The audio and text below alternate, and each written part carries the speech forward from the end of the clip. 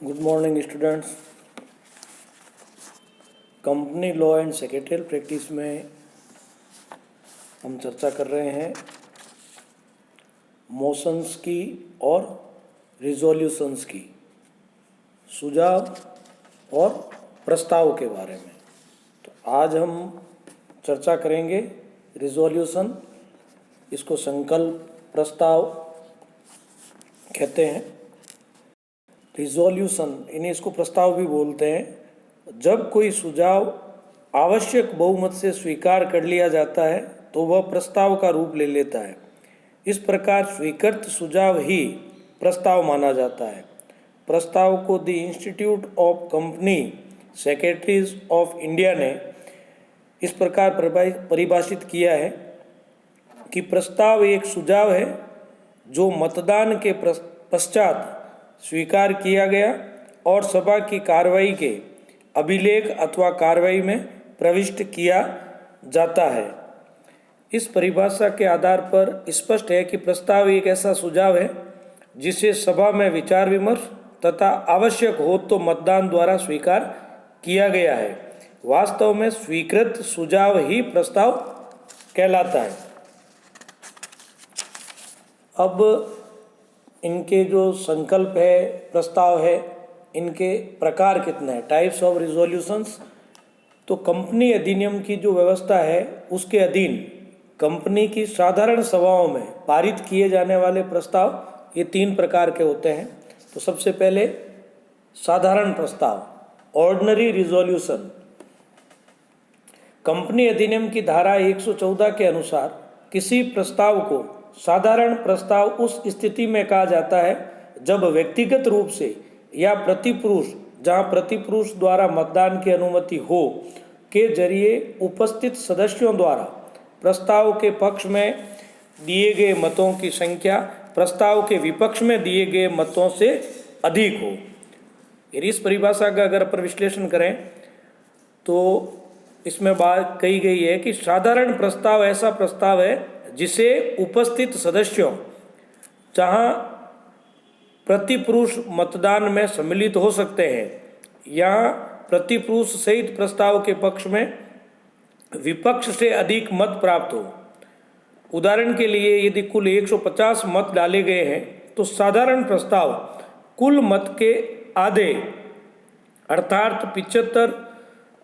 तथा 1 यानी कुल 76 मत प्राप्त होने पर पारित माना जाएगा। अब जो साधारण प्रस्ताव है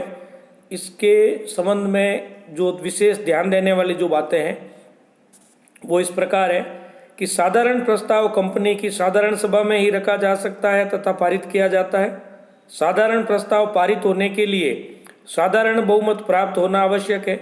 जहाँ प्रतिपुरुष को मतदान की अनुमति हो वहाँ प्रतिपुरुष का मतदान भी साधारण प्रस्ताव पारित करने हेतु गिना जाता है। प्रस्ताव के संबंध में उन्हीं सदस्यों की संख्या महत्व रखती है जो प्रस्ताव के पक्ष या विपक्ष में मत देते हैं। जो सदस्य मत नहीं देते हैं या अनुपस्थित रहते हैं उनकी संख्या का प्रस्ताव पारित करने की दृष्टि से कोई महत्व नहीं होता है। यदि प्रस्ताव के पक्ष तथा विपक्ष में बराबर मत डाले गए हैं तो अध्यक्ष का मत निर्णायक मत माना जाता है और उस मत के आधार पर प्रस्ताव स्वीकार या अस्वीकार किया जा सकता है। साधारण प्रस्ताव द्वारा किए जाने वाले कार्य। अब कंपनी अधिनियम की व्यवस्थाओं के अनुसार साधारण प्रस्ताव के माध्यम से बहुत सारे कार्य किए जा सकते हैं। कंपनी अधिनियम की व्यवस्थाओं अथवा अंतर्नियमों की व्यवस्थाओं के अनुसार जिन कार्यों के लिए विशेष प्रस्ताव की आवश्यकता नहीं होती है वे सभी कार्य साधारण प्रस्ताव द्वारा किए जा सकते हैं। ऐसे कार्य साधारण कार्य की श्रेणी में आते हैं। उनमें प्रमुख कार्य जैसे केंद्रीय सरकार के निर्देश एवं अनुमति से कंपनी के नाम में सुधार करना, प्रविवरण या स्थानापन्न प्रविवरण में उल्लेखित शर्तों में परिवर्तन करना, केंद्रीय सरकार की अनुमति से अंशों को बट्टे पर निर्गमित करना, कंपनी यदि अंतर्नियमों द्वारा अधिकृत है तो कंपनी की अंश पूंजी में परिवर्तित करना, कंपनी के जो बैलेंस शीट है, चिट्टे, संचालकों का प्रतिवेदन एवं अंकेक्षकों के प्रतिवेदन को वार्षिक साधारण सभा में स्वीकार करना, लाभांश की घोषणा करना, सूत्रधारी कंपनी को सहायक कंपनी के खातों के निरीक्षण हेतु अधिकार प्रदान करना, अंकेक्षकों की नियुक्ति, पारिश्रमिक, पद से हटाना, नए अंकेक्षक को सदस्यों द्वारा नामांकित करना, अंकेक्षक के पद त्याग से रिक्त हुए स्थान पर नई नियुक्ति करना, पारी से अवकाश ग्रहण करने वाले प्रथम संचालकों की नियुक्ति करना, पारी से अवकाश लेने के कारण रिक्त हुए संचालकों के स्थान को वार्षिक साधारण सभा में भरना,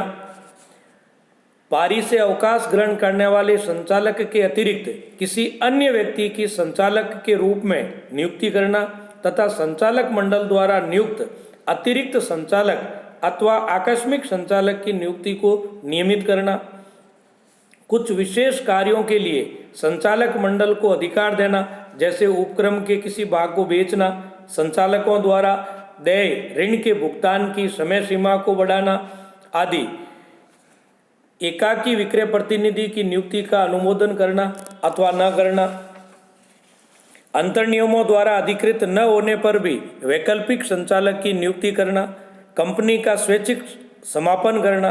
स्वैच्छिक समापन की दशा में निस्तारक की नियुक्ति व पारिश्रमिक का निर्धारण करना, ऋणदाताओं द्वारा ऐच्छिक समापन की दशा में निस्तारक की नियुक्ति करना। अब साधारण प्रस्ताव के कुछ सैंपल है, नमूने हैं। जैसे संचालक मंडल को उधार लेने हेतु अधिकृत करना। प्रस्ताव किया जाता है कि कंपनी अधिनियम 2013 की धारा 180 के प्रावधानों के अंतर्गत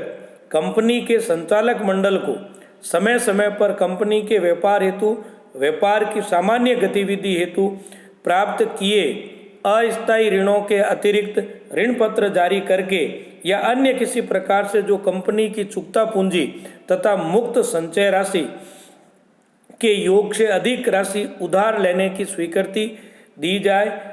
और एतद द्वारा प्रदान की जाती है, बशर्ते कि संचालक मंडल द्वारा उधार ली गई राशि किसी भी समय 3 करोड़ रुपए से अधिक न हो। पारी से रिटायर होने वाले संचालक की पुनः नियुक्ति। प्रस्तावित किया जाता है कि श्री एक्स जिनको की कंपनी के अंतर नियमों के नियम 117 तथा कंपनी अधिनियम 2013 की धारा 152 के अधीन पारी से अवकाश ग्रहण करना है, उन्हें पुनः नियुक्त किया जाए और एतद द्वारा पुनः नियुक्ति किया जाता है। इसी तरीके से वार्षिक खाते स्वीकार करने हेतु अंकेक्षक की नियुक्ति, ये इसके कुछ सैंपल है। नेक्स्ट है विशेष प्रस्ताव, स्पेशल रिजोल्यूशन। कंपनी अधिनियम 2013 की धारा 114 के अनुसार किसी प्रस्ताव को विशेष प्रस्ताव उस स्थिति में कहते हैं जब व्यक्तिगत रूप में या प्रतिपुरुष, जहां प्रतिपुरुष द्वारा मतदान की अनुमति हो, के जरिए उपस्थित सदस्यों द्वारा प्रस्ताव के पक्ष में डाले गए मतों की संख्या उसके विपक्ष के डाले गए मतों की संख्या के तिगुने से कम नहीं हो तथा सभा बुलाने की सूचना में इस बात को यथोचित तरीके से निर्दिष्ट कर दिया गया है कि उक्त प्रस्ताव को विशेष प्रस्ताव के रूप में रखा जाएगा। इसमें जो ये परिभाषा दी गई है उसमें जो बातें आई है कि विशेष प्रस्ताव एक ऐसा प्रस्ताव है जो व्यक्तिगत या प्रतिपुरुष के माध्यम से उपस्थित सदस्यों के मतों के कम से कम 75% बहुमत द्वारा पारित किया गया हो तथा जिसकी सूचना कम से कम 21 दिन पूर्व भेज दी गई हो और सूचना में ये स्पष्ट उल्लेख कर दिया गया हो कि विनिर्दिष्ट प्रस्ताव विशेष प्रस्ताव के रूप में पारित किया जाएगा। यहाँ ये ध्यान रखना चाहिए कि यदि सभा में उपस्थित सदस्यों के कम से कम 95% कम अवधि की सूचना पाने के लिए सहमत हो जाए तो कम दिनों की दी गई सूचना भी मान्य होगी और सभा भी वैध होगी तथा विशेष प्रस्ताव पारित किया जा सकेगा। अब विशेष प्रस्ताव द्वारा किए जाने वाले कार्य है, अब इस कंपनी अधिनियम जो है इसके अंतर नियमों में उन कार्यों की सूची दी जाती है जिन्हें करने हेतु विशेष प्रस्ताव की आवश्यकता है। तो कंपनी अधिनियम के अंतर्गत विशेष प्रस्ताव के माध्यम से किए जाने वाले कार्यों की बहुत लंबी सूची है, पर कुछ इस प्रकार है। जैसे कंपनी के पार्षद सीमा नियम में वर्णित किसी उद्देश्य में परिवर्तित करने तथा कंपनी के पंजीकृत कार्यालय को एक राज्य से दूसरे राज्य में स्थानांतरित करने हेतु केंद्र सरकार के अनुमोदन से कंपनी के नाम में परिवर्तन करने हेतु, कंपनी के अंतर्नियमों में किसी परिवर्तन हेतु, कंपनी के अंशों का और निर्गमन करने के लिए, ऋणों या ऋण पत्रों की पूंजी में परिवर्तन करने का विकल्प प्रदान करने के लिए, ट्रिब्यूनल के अनुमोदन से पूंजी में कमी करने हेतु, किसी वर्ग विशेष के अंशधारियों के संबंध में, कंपनी के पंजीकृत कार्यालय को एक ही राज्य में एक शहर से बाहर किसी अन्य शहर में ले जाने के लिए, कंपनी द्वारा किसी नए व्यवसाय की स्थापना करने के लिए, केंद्रीय सरकार द्वारा नियुक्त निरीक्षकों से कंपनी की क्रियाकलापों की जांच कराने हेतु, किसी सार्वजनिक कंपनी या उसकी सहायक कंपनी में प्रबंध संचालक के अतिरिक्त किसी संचालक का पारिश्रमिक निर्धारित करने हेतु, ट्रिब्यूनल को कंपनी के अनिवार्य समापन की प्रार्थना करने हेतु, कंपनी के ऋण पत्रों से समझौता स्वीकार करने हेतु, अनुसूची अ के प्रयोग करने के लिए और अन्य किसी कार्य को करने हेतु जिसके लिए अंतर्नियमों में विशेष प्रस्ताव पारित करना आवश्यक किया गया है। अब इसमें अगर फॉर एग्जाम्पल जैसे पार्षद अंतर्नियमों में परिवर्तन करना है तो उसके लिए किया जा सकता है कि प्रस्तावित किया जाता है कि कंपनी के पार्षद सीमा नियम के खंड 5 के बदले निम्नलिखित खंड 5 से प्रतिस्थापित किया जाए और एतद द्वारा ऐसा किया जाता है। कंपनी की अधिकृत अंश पूंजी 1 करोड़ रुपए जिसे 10 रुपये मूल्य वाले 5 लाख क्षमता अंशों में तथा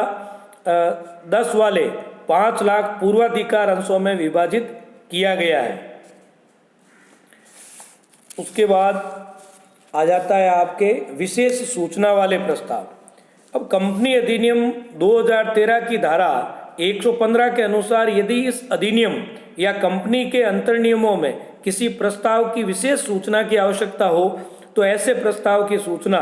कंपनी के ऐसे सदस्यों द्वारा दी जानी चाहिए जिनके पास कंपनी के कुल मताधिकार का कम से कम 1% धारित है या चुकता पूंजी का अधिकतम ₹5 लाख धारित है। कंपनी निर्धारित तरीके से इसकी सूचना अपने सदस्यों को देगी। विशेष सूचना वाले प्रस्ताव संबंधी कुछ प्रावधान है, वो इस प्रकार है। विशेष सूचना वाले प्रस्ताव के रूप में केवल उन्हीं प्रस्तावों को रखा जा सकता है जिनके लिए कंपनी अधिनियम या कंपनी के अंतर्नियमों में स्पष्ट रूप से व्यवस्था की गई हो।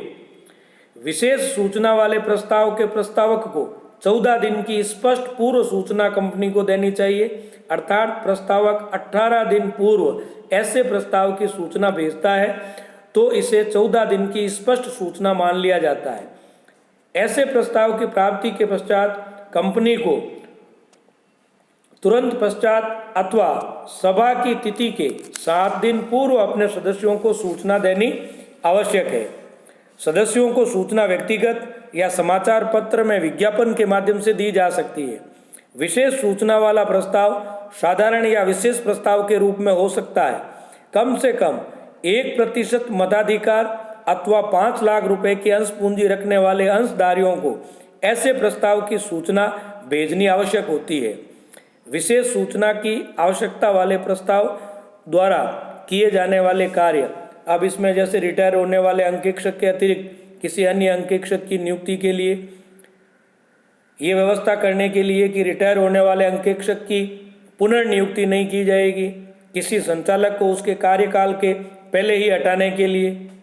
हटाए गए संचालक के स्थान पर किसी अन्य व्यक्ति को संचालक के रूप में नियुक्त करने के लिए, जहाँ किसी मामले में कंपनी के अंतर्नियमों में विशेष सूचना देने की व्यवस्था का उल्लेख हो। तो ये जो सारी जो चीज़ें हैं ये संकल्प के या रिजोल्यूशन के प्रकार है। आज के लिए इतना ही। धन्यवाद।